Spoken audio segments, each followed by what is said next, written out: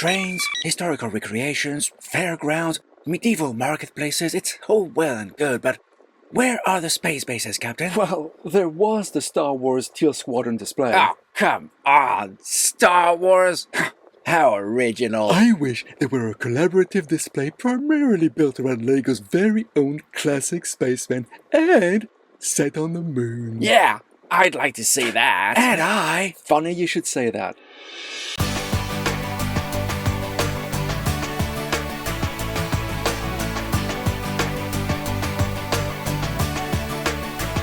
This is the London AFOL's moon-based display. So I have worked with several members of London AFOLs over the last few months. We displayed some of this at the Leicester Space Centre show back in March, and now it's having a second big outing here at STEAM Great Western Brick Show in October 2024. I came up with the design for the basic corridors and the moon-based modules, and then people have adapted those into different colours, which was always part of the plan. Built giant landing pads on top of them and everything else that you see around it. It's designed to an old moon-based standard that somebody came up with about 15 years ago. So the corridors meet at a certain height at the edge of the base plates. So if somebody else has got a moon base from that old design, you can also link up with us. So if anyone is out there at a show and wants to meet up with us, yeah, absolutely, it's all compatible. So how come you've got a Godzilla-like monster in the middle of your moon base? So yeah, this isn't actually a monster, this is actually a mech suit. So if you're looking down, you can see these are actually control panels that look like teeth, and there's a couple of people piloting it. The mech suit was originally built as part of the Brickish collaboration from a few years back where we all built large figures. Jason Railton designed the basic module sort of design, and then we all adapted it for different figures. So this guy was the lizard suit guy from the collectible minifigure series. I did take the time to make all of the scales on his chest actually line up. It was quite sad, but there are the right number of scales in the right places. The original lizard suit guy is currently mind controlling maybe, or piloting somehow, the puppet. So this is a glove puppet from an old Duplo set. Why is it in a cage? I don't quite know. It seems to have broken through the ground into the moon base. The lizard suit guy seems to be controlling it. So I think the inhabitants of the moon base have built this giant mech just in case they ever need to fight back in the moon lizard wars at some point in the future. And you've got moon crocodiles as well. There are potentially moon crocodiles, all being controlled at the same time. They're currently trying to appease it by feeding it a chicken dinner just to keep it happy so it doesn't start snacking on the astronauts. And you've got bunnies, red bunnies. Yeah, there are bunnies, partly because they were a gift with purchase a few years ago, and I thought these would make good mechs at some point when I add extra bits to it. At the moment, though, they're just being piloted without even the saddles by these very brave purple spacemen. You seem to like the purple spacemen. I'm seeing them everywhere, especially in the pool. Yeah, the purple spacemen were something that I thought I would bring because not many of them around, so it makes it easier for us to work out who's a who's at the end of the display. I bought those when they were on sale in the stores, so I just felt the packets to pick out the purple spacemen and then used the Everything is Awesome sets to just buy some purple space torsos and legs, and got the air tanks and helmets from Lego when they were on the pick-a-brick. So tell me a bit about this geodome. So this big geodesic dome, as you say, or it's on the moon, so maybe it should be selenodesic. But this is a design that I've adapted. There's a nice website. If you search for geodesic domes, there's a few websites that you'll find that give you instructions out there of how to actually build one yourself. They're designed for people to build them in their back gardens and things for greenhouses. Tell you how to cut, PVC pipe into the right size. I've used the 3.2mm rigid hose and cut each of the 551 hoses to length with a razor blade. So these are cut. This is an allowable technique. So Lego actually officially tells people to cut plastic hoses of this diameter in the Seattle Space Needle architecture set. So cutting hoses is an officially sanctioned Lego technique. The accuracy is about 1/5 of a millimeter on each of these cuts, and there's 551 of them with 10 different lengths altogether across the whole dome. That must have taken you forever. So it took me a long time to do the cuts. It took me even longer to build a spreadsheet to work out the length of the cuts, because each of the cuts is also slightly complicated by the fact that most of them are connected into a socket at one end and a bar clip on the other end, But some of them, if we scroll up to the top, you'll see some of them actually have a clip on both ends, or a clip on no end, or a clip on one end and not the other. So getting the lengths of them, there's 10 basic lengths, but then you have to almost double that to deal with the fact that some of them will have clips, some of them won't. So I think it was 19 different lengths altogether across the 551 different things that had to be individually cut. The flooring inside the dome is about 25,000 Lego lightsaber blades, all stacked up end on end, surrounded by glow-in-the-dark tiles. And that idea is just something that I've been playing with for a while, just kind of because I could. So what are the blades attached to at the bottom then? So the blades are not actually attached, they're just stacked in and held in by friction. All right. So they are held in by the moon gravity that holds them down so they won't float away. And they're basically held in by a grid that then keeps it into this overall shape. Everything is all 100% Lego, including the plastic that covers the dome. So the plastic that keeps the air in when the door is shut is actually a Lego bag that has been shaped to fit and held in place by studs clicked into the anti-studs on the back of the Ninjago weapon ring things. So everything's Lego. Everything is Lego. So the plushie's Lego. The plush is a Lego Duplo glove puppet. At some future show, you may see it actually articulated with moving arms and a moving mouth, but I ran out of time to get that done for this show, unfortunately. So, okay. So what else have we got? So you've designed these modules. So yeah, I designed the modules, built studio instructions for I think 27 different types of modules in different colors to deal with different part availability for the different colors.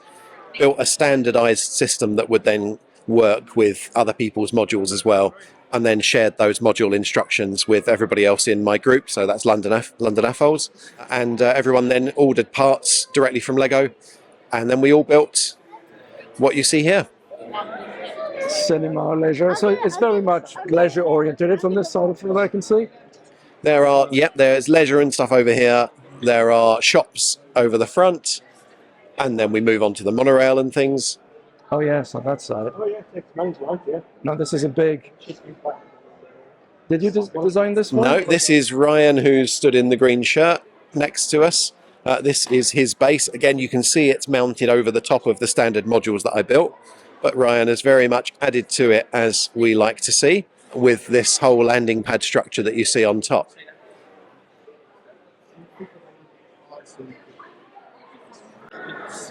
Hello, Ryan.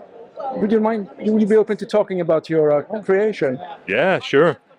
Yeah, so this, of course, is a spaceport, where all the goods get delivered to feed the rest of the spaceport, basically. That's the idea. So you got 2 landing pads for spaceships, and you can see there are lots of forklifts and robots and things coming in to basically, unload all the goods and sort everything out.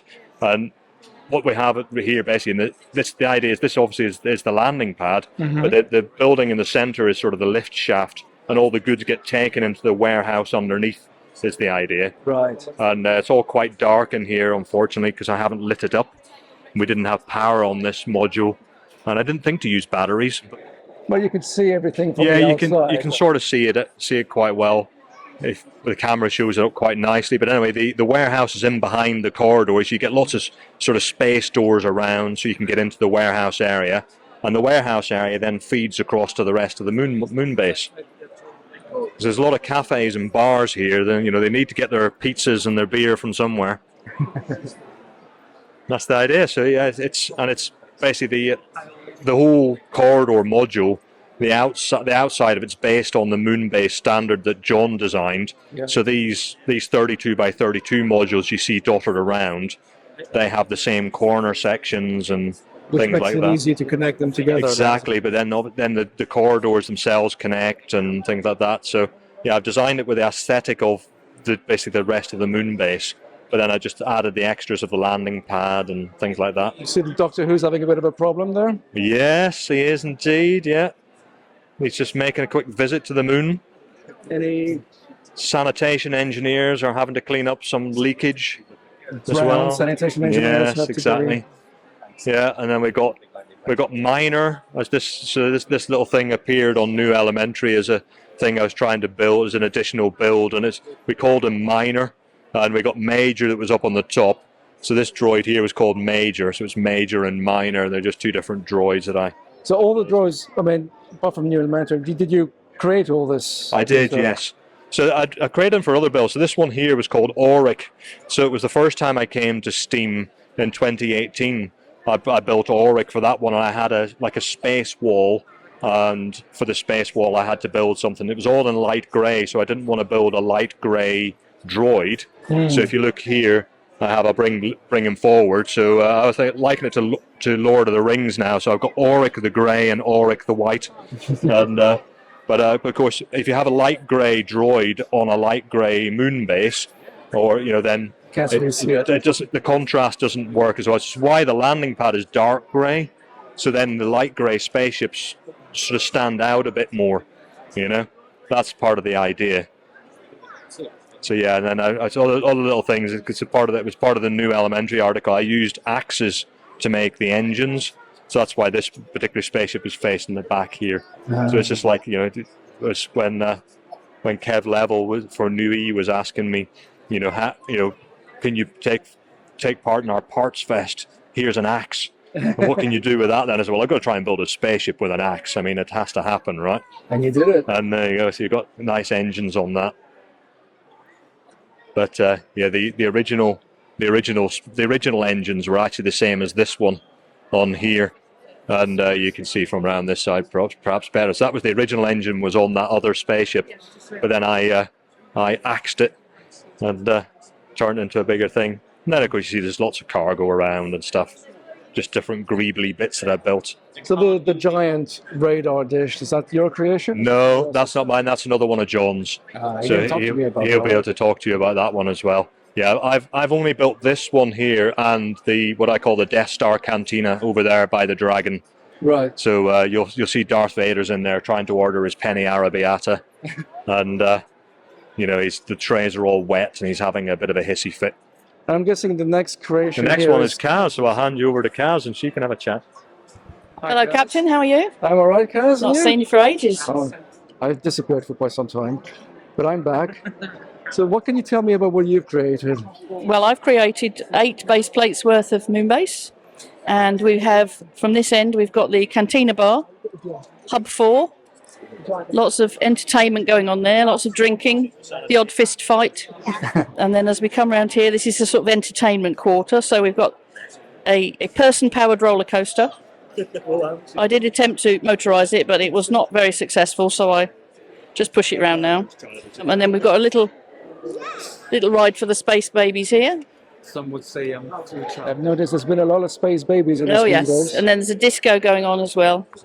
Yes, I know you can't hear it on the moon, but it all comes through to the helmets, you see. So that's right. That's the best way. Yeah, then we've got some cargo loading going on here.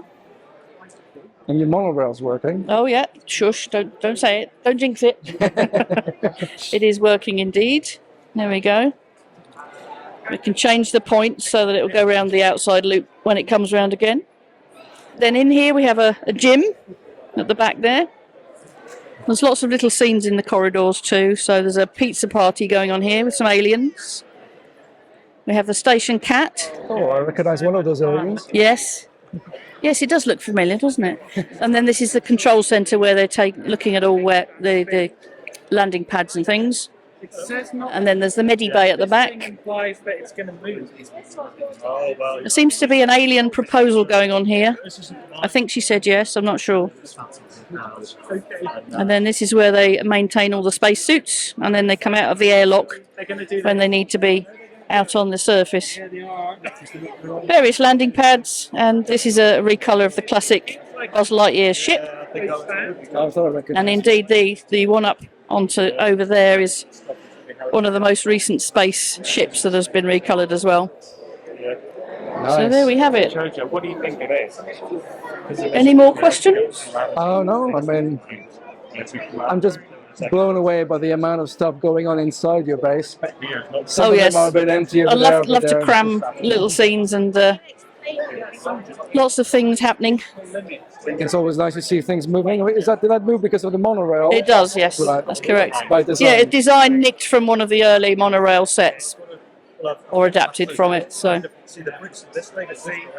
Catches your eye. and then we've got one or two, more modern spacefaring folk like the little mini dolls here, and then there's Ice Planet Man and his penguin. Very important there. Lots of Benny causing trouble everywhere as well. It's a gold ingot for some reason. I think it is. Down there. So what's your favourite part of your creation here? What's my favourite part? That's very tricky. I think the cantina is probably my favourite because of all the scenes in there and all the different aliens involved. I don't know what kind of grog they're serving in there, but it's quite potent, allegedly. So. It's obviously very popular. Yes. Except for those who prefer the pizzas. Indeed. Well, there's some other aliens. Where are they? These aliens here are having a bit of a drink, and I think their grog is particularly strong. So that's why they've been chucked out of the main drinking area. So there we go. That's great. Thanks a lot, Kaz. It's good to see you again. And you.